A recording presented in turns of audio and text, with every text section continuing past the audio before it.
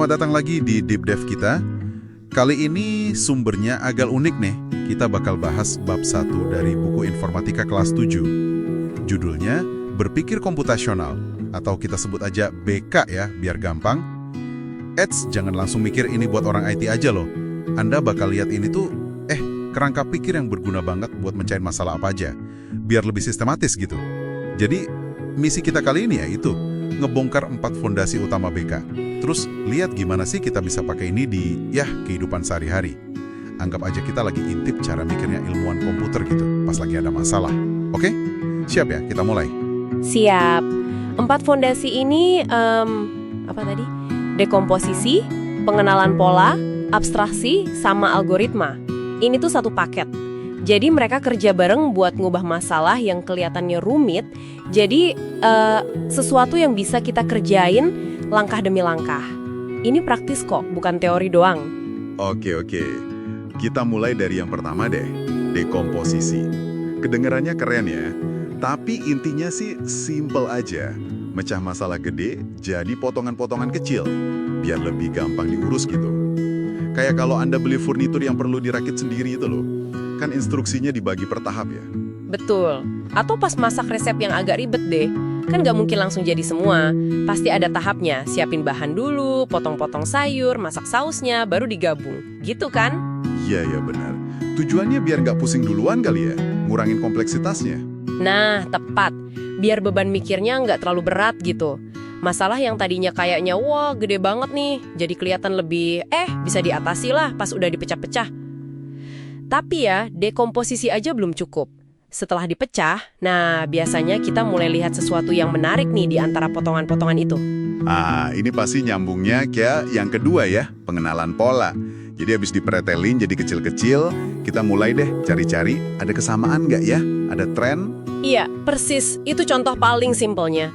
Nah, kalau dalam masalah yang lebih gede, ngenalin pola ini gunanya biar kita bisa pakai solusi yang mungkin udah pernah kita pakai sebelumnya buat masalah mirip.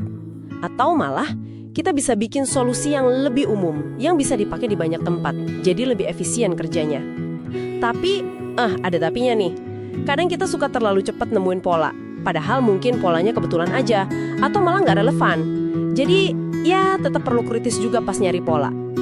Menarik poinnya. Jadi nggak asal lihat mirip, terus disamain ya. Oke, jadi udah dipecah, dekomposisi, udah dicari polanya, pengenalan pola. Terus apa? Nah, ini nih yang kadang saya rasa paling menantang. Abstraksi. Katanya seni ya. Seni nyaring detail yang berisik dan fokus ke inti masalahnya aja.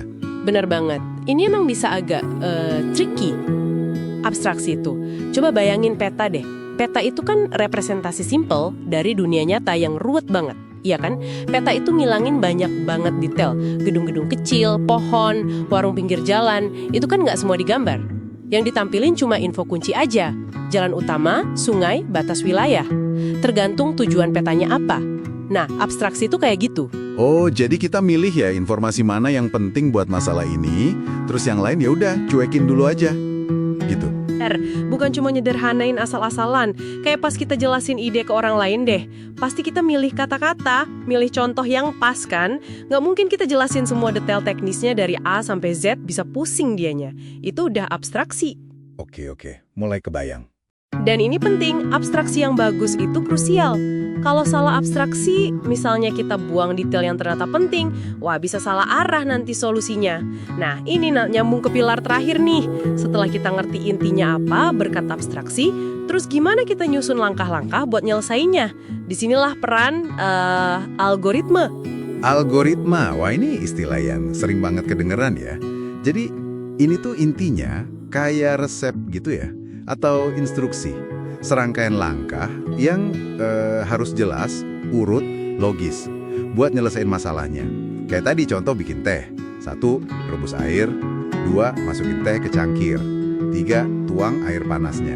4. Tambah gula kalau suka. Gitu kan? Harus spesifik. Dan kalau diikutin benar, ya hasilnya harusnya sama terus. Iya, dan ada tambahan penting nih. Algoritma yang bagus itu bukan cuma bener langkahnya, tapi juga harus efisien. Untuk masalah yang sama, bisa jadi ada banyak cara nyelesainnya, banyak algoritma. Nah, milih atau ngerancang algoritma yang paling efisien itu bagian penting dari BK. Efisien ini bisa macam-macam ya, bisa hemat waktu, hemat tenaga, hemat sumber daya. Kayak resep teh tadi kan ada cara cepat, ada cara lama, ya kan? Wah, iya juga ya. Nggak kepikiran sampai situ. Poin bagus. Dan yang ditekankan di buku ini kan, BK ini nggak melulu soal komputer ya. Justru banyak aktivitas sehari-hari, bahkan mainan sederhana, itu bisa ngelatih keempat pilar ini. Tujuannya jadi lebih luas ya, bukan cuma buat jadi programmer, tapi buat yang ngadepin tantangan apa aja dengan cara pikir yang lebih rapi, gitu, lebih analitis. Kayak dapat upgrade cara mikir lah. Persis. Jadi kalau udah nguasain BK ini, kita kayak punya toolkit mental gitu buat ngadepin kerumitan. Mau ngerencanain liburan kek, ngatur proyek kerjaan, mecahin teka-teki logika, itu semua bisa dibantu sama kerangka pikir ini. Intinya sih, ngelatih otak kita biar mikirnya lebih sistematis, lebih efisien, nggak cuma ngandelin feeling atau intuisi aja. Oke, jadi kalau dirangkum nih ya, berpikir komputasional itu kayak ngasih kita peta buat mecahin masalah. Ada 4 langkah utamanya. Pertama, pecah dulu masalah gedenya jadi kecil-kecil. Itu dekomposisi. Kedua, cari polanya. Ada kesamaan apa enggak? Itu pengenalan pola. Ketiga, saring infonya. Fokus yang penting aja, buang yang ganggu. Itu abstraksi. Terakhir, bikin resep atau langkah-langkah solusinya yang jelas dan efisien. Itu algoritma. Gitu ya. Sekarang mungkin ada pertanyaan nih buat Anda yang dengerin buat direnungkan.